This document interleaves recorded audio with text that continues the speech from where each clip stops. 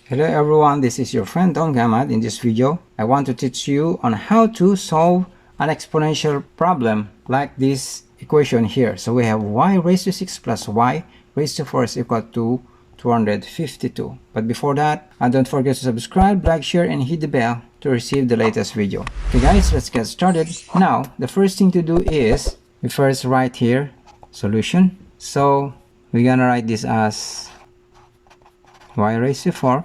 Just to rewrite 252. Okay, so we're going to factor the power of this. Now this will be written as 2 y to the power of 2 cube, okay, plus y to the power of 2 times to the power of 2. Then we take this to the left side. This become negative 252. Then we equate into 0. Now the next thing is y raised to 2 cube plus y raised to 2 square minus, so 252 is the same as 216 minus 36 is equal to 0, okay? So if you add this one, becomes 252, right? Now, y raised to 2 cube plus y raised to 2 square minus, so the prime factor of 216 is the same as 6 raised to 3, okay? Then the prime factor of 36 is the same as 6 raised to 2, okay? 6 times 6, 36. 6 times 6 times 6 is 216, okay? Now we're going to combine terms with the same degree. Y to the power of 2 cube minus 6 cube, then plus y squared minus 6 squared is equal to 0. Now v, and this the same as this, let v is equal to y to the power of 2. Now we're gonna write this v, this one, cube minus 6 cube plus v square minus 6 square is equal to 0, okay? Now since we have two pairs of cube, this one, and two pairs of square, which is v squared minus 6 squared, so we use the formula of the difference of two squares and difference of 2 cube, okay, where v cube minus 6 cube, so using the difference of 2 cube, this is written as a cube minus b cube is equal to a minus b, a squared plus 2b plus b squared. And this one, v squared minus 6 squared, using the difference of this square, is a squared minus b squared is equal to a plus b times a minus b, okay? So we are going to use this formula, okay? Now our a is equal to v, this one, and so we're going to use this formula, okay? The first is we have is v, this one, v, and the b is 6. So the first is we're going to use this, the product of this formula, okay? A is v minus b is 6 times a v squared plus ab is v 6v minus our b is 6 squared, okay, plus we add this one, the product of two squares,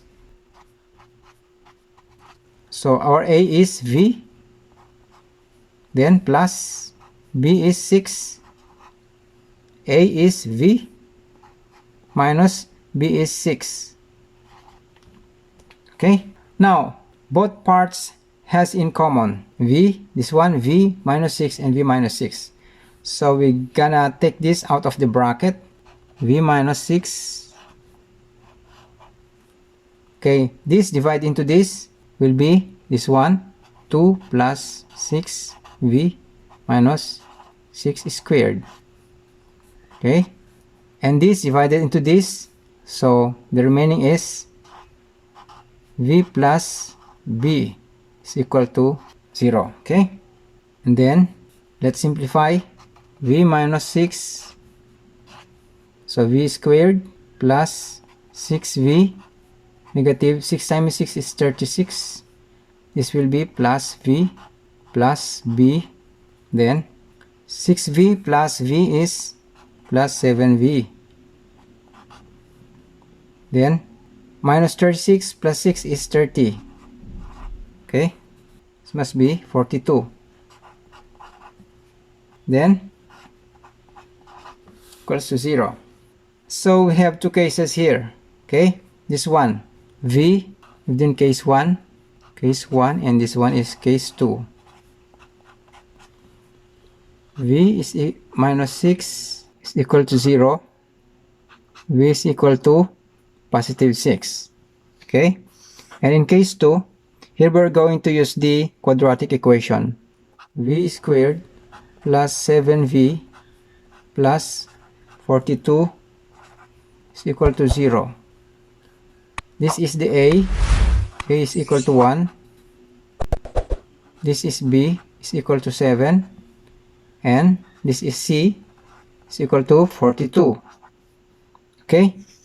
Now, we're going to use the quadratic equation, which is V is equal to negative B, positive, negative, square root of B squared minus 4AC over 2A.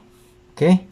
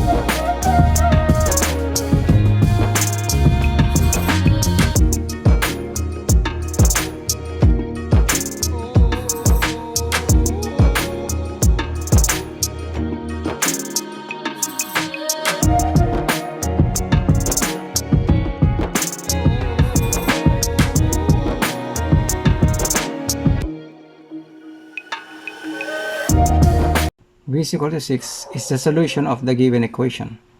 So recall, okay,